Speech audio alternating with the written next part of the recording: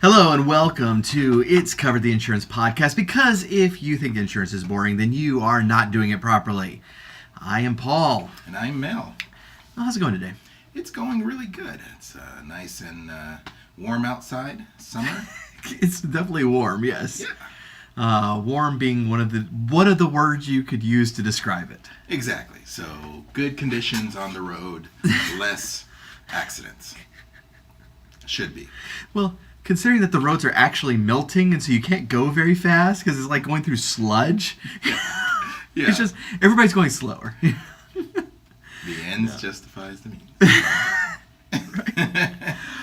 Goodness. So, well, today this is a topic that we kind of got off on before we hit record, which happens a lot. Yeah. And then we do record and then it's like not nearly as good. Yeah, because it's really exciting. No, it's just as good. Yeah. I forgot the audience is listening.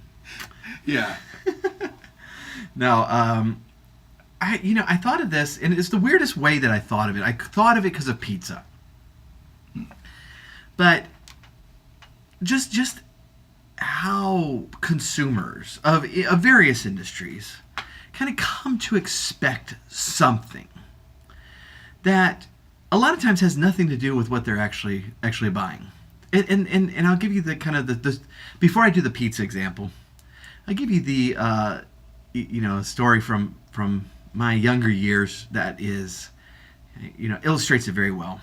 Is I went to this Chinese restaurant and it was a buffet and it was very good. It was very good. Chinese buffets can be bad. The best. But this was excellent. Excellent. And, I had all, my food, the chicken, beef, the egg rolls, all excellent. And I did not get a fortune cookie. And I was like visibly upset for a minute there. Because you should get a fortune cookie. That's what right. I think. Yeah. It's like, hey, I just paid for Chinese food. Where's my fortune cookie? That's right.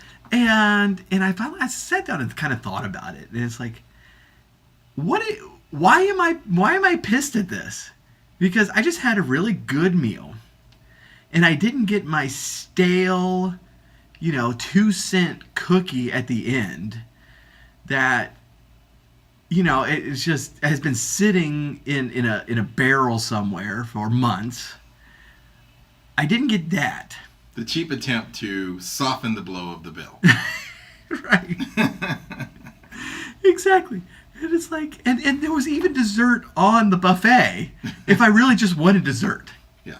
But it had to be that cookie. But it was one of those, and it's like, okay, I realized this, and I'm like, okay, I'm not angry at this anymore. But I was for a second there.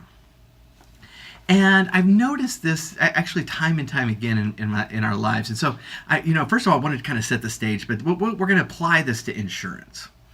But when I brought this up, you told me about, in your former career, people trying to get discounts that they didn't qualify for because they expected it. Yeah, I did wholesale, so it wasn't a retail thing. This went to businesses that you would think are a little more organized in their thinking about business. No, that's not true. We a lot of our listeners and viewers are business owners, and they're all shaking their heads right now. Nope. Well, I thought I sold automotive products, and I sold to shops. So whenever I would give them the bill, it would have a section on the bottom that said, for cash, if you pay cash, take off 5% sure. or 10%, whatever it was. It was a really good discount. And you had the customers that would always take advantage of that. Yep. Mm-hmm. And I showed up one time and they forgot to go to the bank, or somebody deposited all the cash.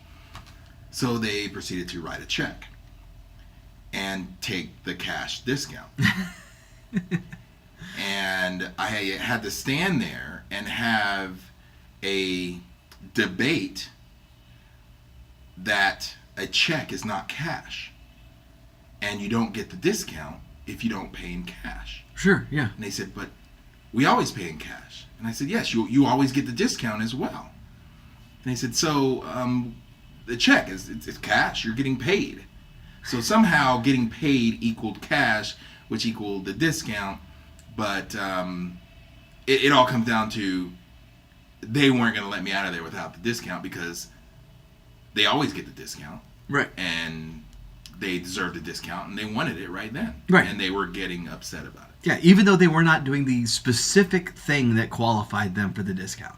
Yes, the thing that whenever I first showed it to them, I explained that when you pay in cash, you will get this discount. I thought it was pretty clear. Well, okay, and one thing we've learned as agents is that very appropriately titled discounts Yeah. are not as clear as we expected. But we're going to get to that because I have one more story about this. And this is what really got me thinking along these lines. Is in my life, starting in high school, I've delivered pizzas here and there. You know, I started off in high school. I did a little bit in college for a second company, and then more recently, just for a little bit, trying to help pay the bills and that sort of thing, get a little extra cash. And so when I first started, I worked for this like mom and pop place, and we would put like the crushed peppers and the Parmesan cheese in little baggies. And I kind of went above and beyond. I'd made myself like several for the night, and I just threw them all in the center console of my car. And every time I went to the door, I'd grab one and I would offer it to every single person, and every single person took it. Yeah. Pretty much. I very rarely got anybody passing on it. And I very quickly realized that this wasn't that they were going to use it. Yeah, right. You just said, here's the thing, and they go, okay, it's kind of like the people in the Chinese restaurants who will open up their fortune and not actually eat the cookie at all. Yeah. Yeah. But But hey, here's the thing. Okay, let me look at it. Oh, that was fun. I'll walk off. So I moved to. I always had it with me. I always had it with the packets with me, but I wouldn't offer it unless somebody said, "Hey, you got those?" Sure, no problem.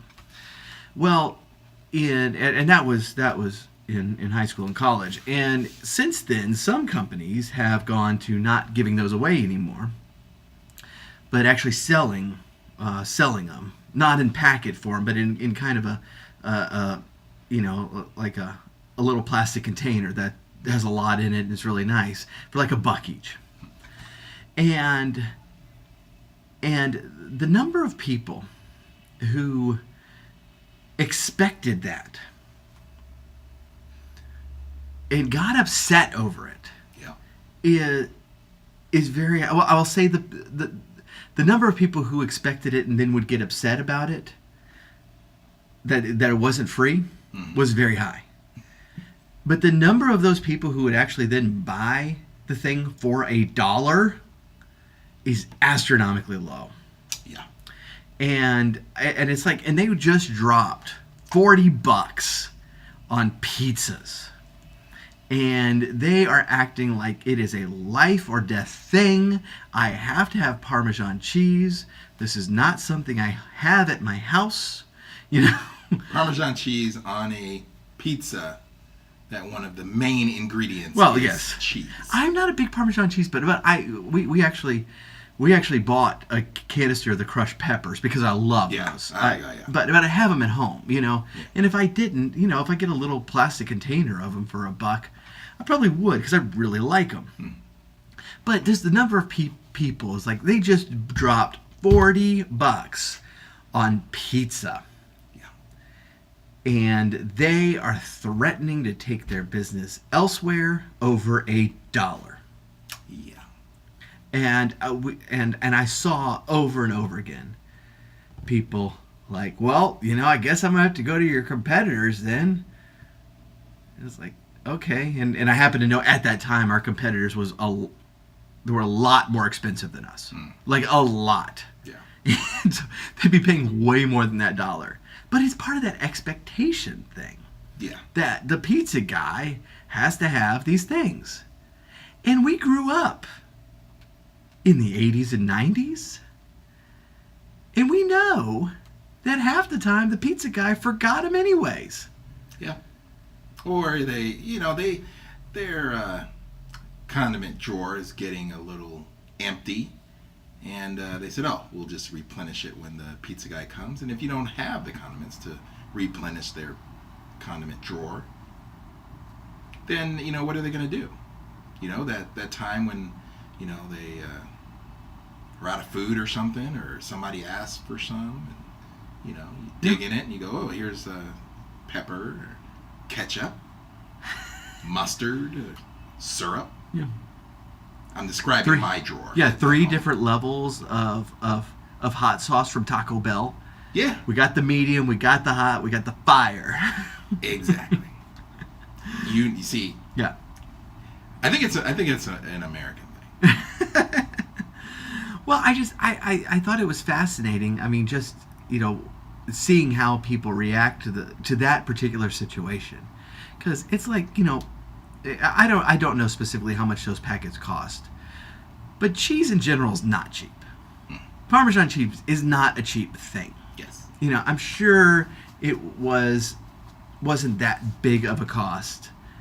But at the same time, it's like I'm demanding this tiny packet of cheese as I just dropped $40 on pizza.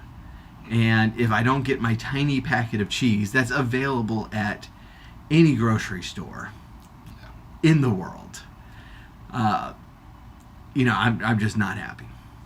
And we started buying the peppers before they moved to making you pay for stuff, just because half the time the pizza guy forgot them at the store. He's like, hey, you got any of those peppers? Oh man, I forgot them.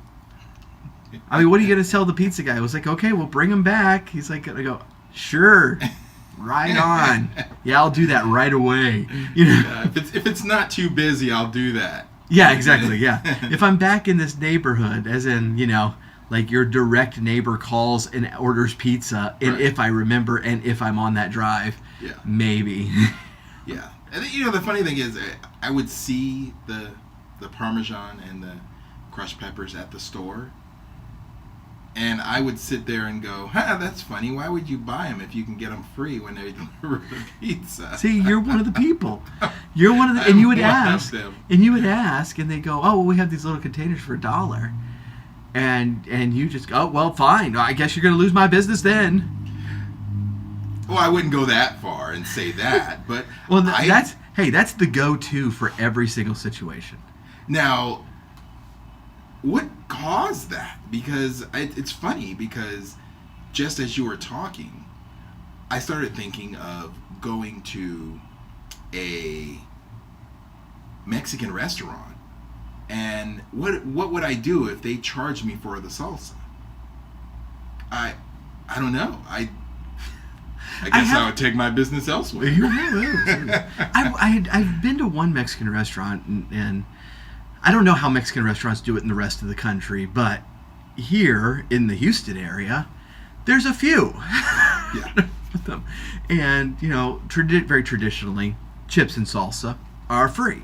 Yeah. They just, they come, you walk in, they give you a giant glass of water and a bucket of chips and salsa. Yeah.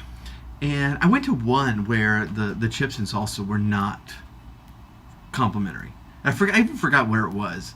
But it was one of those things. It's like, what kind of joint is this? A bunch of cheapskates. Can't even give us free food. But yeah, it's like, but that's ingrained in us. Yeah. And so I find it interesting that people who are so desperate for Parmesan cheese will not pay a single dollar for it.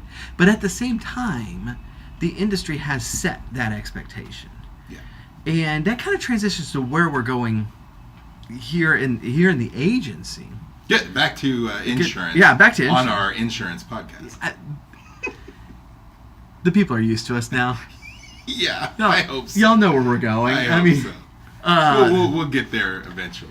Yeah, it's amazed me at how quickly people can get an expectation. Yeah. So I want to start off with kind of the harmless, funny ones.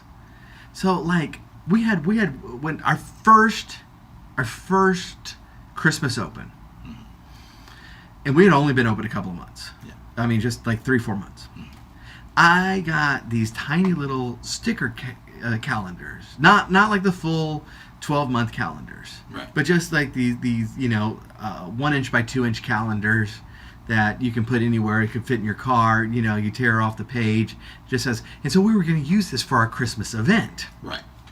And I did not send them to customers because we didn't have many, right? But we just used them for event. The next year, somebody comes into the office asking for, and I don't even think he was a customer. I don't remember. They were a customer, but I don't think they were were a customer of our agents. Okay, got it. All right, so not even really a customer. Right. And they, they're like, hey, where's the calendars? Yeah. And I shouldn't have been really surprised. I mean, obviously we had forgotten about them, but they had been looking at this thing for 12 months, right? It had my name on it. That's right. And we explained that we weren't doing it that year, and and he's like, oh, okay, and I think he came one more year. Yes, he did come. Waited the entire year because we told him maybe we're next, doing it this year. Well, maybe we were thinking about the next year. We'll and we have never done it. Yeah, we never did. Yeah, we never. We were begging people to take those things. We just got way too many of them, and they weren't that attractive. But yeah, the guy came back the next year. Now that one I don't understand, because if you're peeling off that last piece of paper on a calendar, you're like, oh, my calendar's ending. Oh, well, there's Paul's name right there. Yeah. Well, let's go over to see Paul. But now it's been a year since then. Okay. And hopefully he doesn't still have that thing stuck on his car or whatever, because it's out of date for a year. Yeah. But he came in again, and it was like, no, we're not doing them again. And the other one, and you'll remember this, we had one customer who came into the office very often, and like we started off getting like jars with candy in them, and we stopped doing that very quickly. Mostly because I'm always trying to lose weight, and I was eating candy. Yeah. But in any case, so she like cleaned us out of candy the first time she sat down at one of our desks. Yes. Cleaned us out. Because apparently what we had was her favorite. Tootsie Rolls. Yes. Tootsie Rolls, yes. Yes. And that was her favorite. That was her favorite. And it was never not like, hey, do you mind if I take more than one or more than two? It's no, I'm going to eat 20 of these while I sit here. Yeah. And she proceeded to do so. Yes. And I think maybe like I can't remember the exact timeline, but I think like the next time we didn't have any left because we weren't buying anymore. But I happen to know one of the neighbors here in the shopping center just had a truckload of candy left over from an event they were doing, and a lot of Tootsie Rolls, and they were trying to dump it. And I knew she was coming in, and I'm like, well, we'll give those Tootsie Rolls to her. So she cleaned us out again. And she cleaned us out because she wasn't sure when we were going to have Tootsie Rolls again. That's right. There were a couple of times that we didn't have anything. Yeah. And she brought that up like so many times. Yeah. So many times. And that was the big expectation for her. That became part of our customer service. Right. Where's my Tootsie Rolls? And if we didn't have it, then I'm glad she didn't get a survey. Exactly. But yeah, this sort of stuff, we get this stuff a lot, and I've heard from other agents. We've never mailed out the calendars. A lot of agents do, but we never have. And I was told very early on, if you're going to start something, be prepared to keep doing it. Good Because advice. people call, where's my calendar this year? Yes. Where's my birthday card? Like, they get really upset that their insurance agent didn't send them a birthday card. That's right. And and so, I was the first year we didn't have many people anyways, but I've always been very hesitant to start stuff like that without knowing, yes, we're going to be able to continue it. So we did start doing the birthday card thing, but we never did the calendars for that exact reason. But going back to kind of the discount thing, we've had more than one people argue about the multi-policy discount Yes. when they've dropped one of their policies. Well, why did my policy go up? Well, you lost your multi-policy discount. Why? Because you canceled your other policy. Yeah. Well, what does that have to do with it?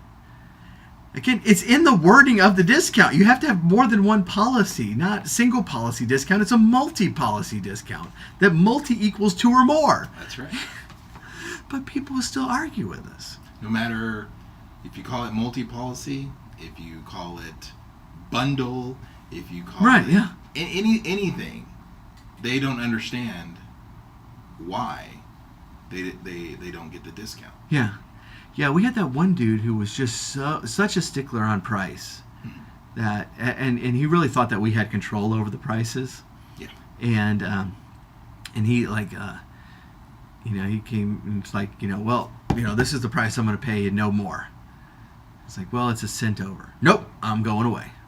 Okay, that's weird, but you got to get rid of that cent. It's like, well, we can't really do that. We're not a used car salesman. But he got his home and he was about to get his auto, but he wanted to put it off for a little bit. And right then, a rate increase got announced. Yes. And I remember you calling him, Yes.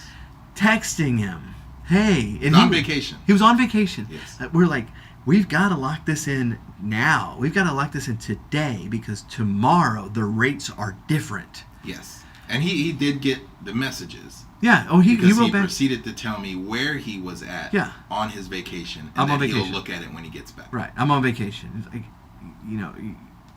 if you're prepared to do this right now, we can lock in this rate. No. Yeah. I remember that was the text back. No. Yes. Exactly. So of course he didn't get the auto policy. Mm-hmm. Then of course his homeowners went up. Mm-hmm. Why is my homeowners went up? Because you didn't get the auto. Well, I'm not going to pay this. And by then we were sick of him. At I that point, it was... I remember the first time we were pitching everything, we were arguing with him for so long that we could not control these prices. Right. The prices were the prices. But he didn't believe that. No, he didn't believe that. It was one of our many, many lies that come out of the insurance industry. Exactly. Exactly. Oh gosh. But by then we were tired of him. Yeah. Because he just every single time we talked to him, and he was making just such an ass of himself that it's like well, this is going to be the rate. Well, I'm not going to take that rate. Okay. Well, this is the rate. So you want to cancel? Yeah. And he did. Yeah. And he did. But he demanded that discount. Though he did not qualify it at all.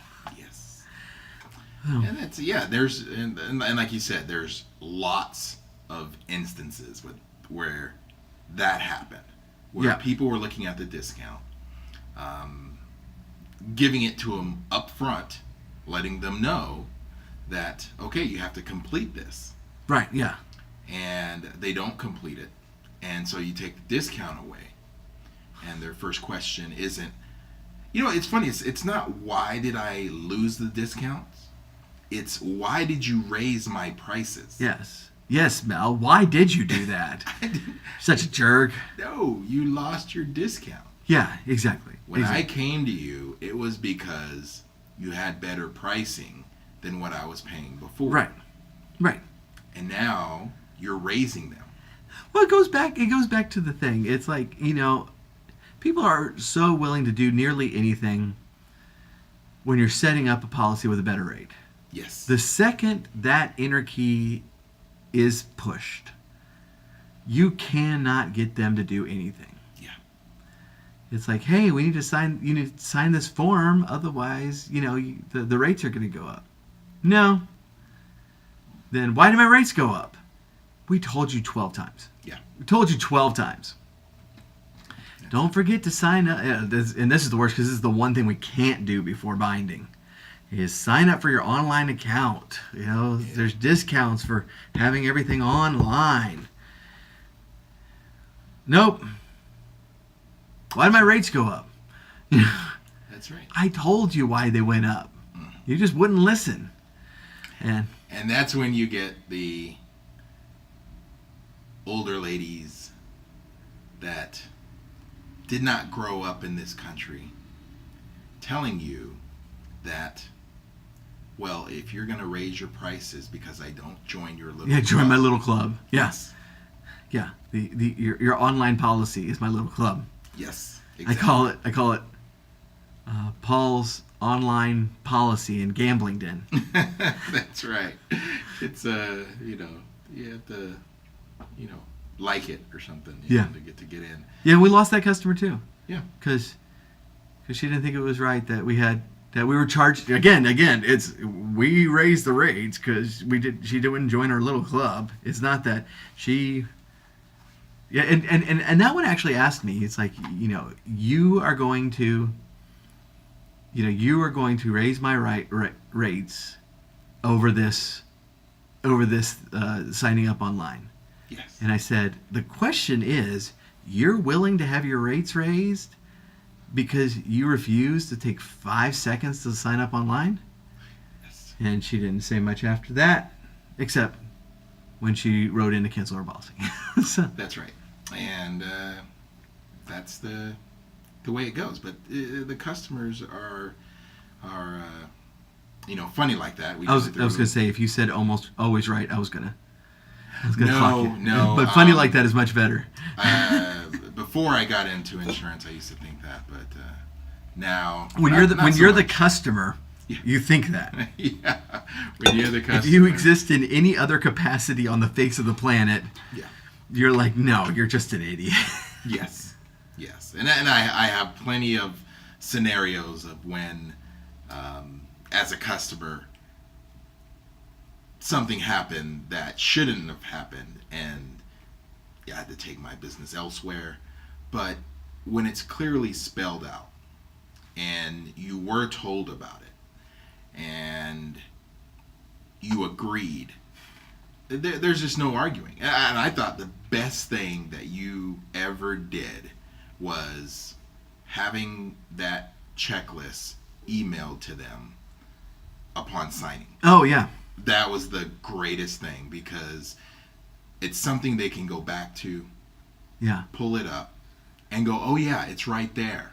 Right, yes. Unchecked. And at very least, when they called, then we could say, hey, you remember the checklist? Yes, exactly. But that was really good. That was, just one document, everything, and it's very spelled out. This is what happens now. This is what you must do here. Yes, exactly. List. It was very good. Yeah.